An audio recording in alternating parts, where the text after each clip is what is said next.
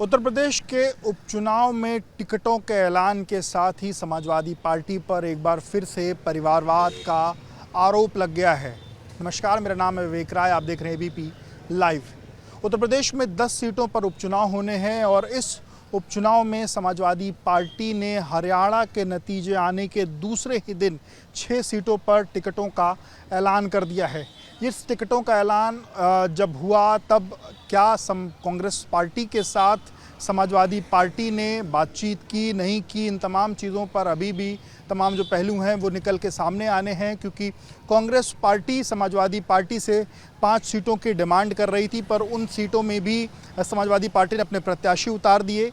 ये तो एक अलग कहानी हुई, पर इस कहानी के बीच जिन सीटों पर समाजवादी पार्टी ने प्रत्याशी उतारे हैं उसमें से 6 में से 5 ऐसी सीटें हैं जहां समाजवादी पार्टी ने परिवार के लोगों को टिकट दिया है। और ये परिवार के लोग जो समाजवादी पार्टी के जो कद्दावर नेता हैं, वरिष्ठ नेता हैं, उनके परिवार के जो लोग हैं उनको अलग अलग सीटों पर समाजवादी पार्टी ने प्रत्याशी बनाया है।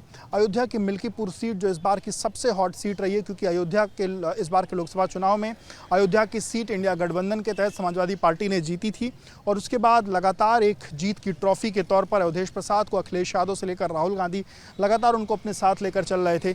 इसी बीच अब जब मिल्कीपुर में उपचुनाव होना है तो मिल्कीपुर सीट पर अवधेश प्रसाद के बेटे को टिकट जो है वो दिया गया है। अवधेश प्रसाद के बेटे अजीत प्रसाद वहां से प्रत्याशी बनाए गए। हालांकि इस टिकट की घोषणा लगभग 15 से 20 दिन पहले हो चुकी थी, पर आधिकारिक ऐलान जो है वो आज हुआ है। वहीं उसके बगल की जो कटहरी सीट है अम्बेडकर नगर की, वहां से लालजी वर्मा जो पूर्व में वहां से विधायक रहे, जो अब अम्बेडकर नगर से सांसद बन चुके हैं, उनकी पत्नी शोभावती वर्मा को प्रत्याशी बनाया गया है। शोभावती वर्मा इसके पहले जिला पंचायत अध्यक्ष भी रह चुकी हैं।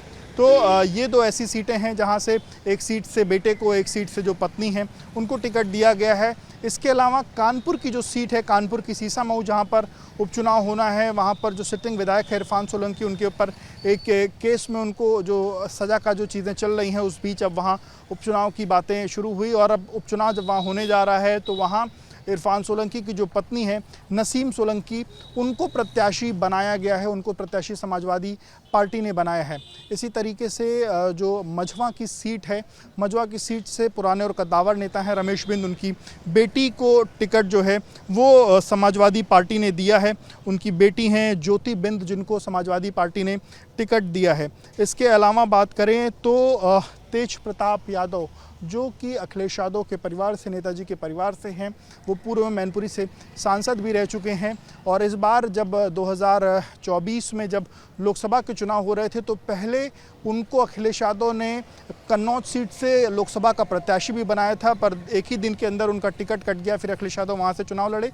तभी इस बात की चर्चा थी कि वो करहल से प्रत्याशी बनाए जा सकते हैं, क्योंकि एक जगह से उनको हटाया गया है तो, और वही कहीं ना कहीं हुआ, करहल से उनको प्रत्याशी बनाया गया है। पर इन सब के बीच भाजपा का ये आरोप कि समाजवादी पार्टी पूरी तरीके से परिवारवादी पार्टी है और सिर्फ परिवार के लोगों को वो आगे बढ़ाती है। भारतीय जनता पार्टी के प्रवक्ताओं ने, नेताओं ने तो इस बात तक का जिक्र किया कि सपा के जो सामान्य कार्यकर्ता हैं उनको इस बात का कहीं ना कहीं इस बात के बारे में सोचना चाहिए कि समाजवादी पार्टी में पूरी तरीके से लोकतंत्र जो है वो खत्म हो चुका है।